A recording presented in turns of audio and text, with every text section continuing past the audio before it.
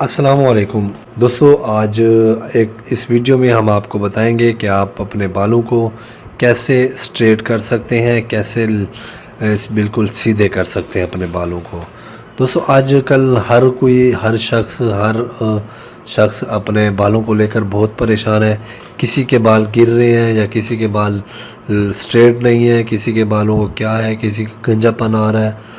तो दोस्तों, चलते हैं आप अपने नुस्खे की जानिब। दोस्तों, सबसे पहले आपने चले जाना है पंसार की दुकान पे। आपने सबसे पहले सुहागा ले लेना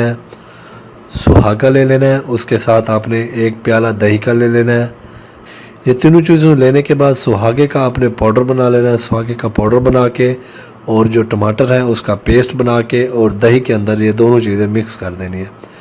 अच्छी तरह मिक्स करने के बाद आपने इसका इस्तेमाल क्या करना है। इस्तेमाल ऐसे है कि आपने इनको बालों की जड़ों से लेकर बालों के सिरों तक आपने इसको अच्छी तरह लगा देना है। लगाने के बाद आप इसको छोड़ दें 20 से 25 मिनट, आधा घंटा आप इसको छोड़ दें, लगा रहने दें। उसके बाद किसी भी हर्बल शैम्पू से अपने बालों को वॉश कर लें। इंशाल्लाह इसके कुछ ही दिन के इस्तेमाल से आपके जो बाल हैं स्ट्रेट हो जाएंगे बिल्कुल, और जो घुंघराले बाल हैं वो बिल्कुल ही ख़त्म हो जाएंगे।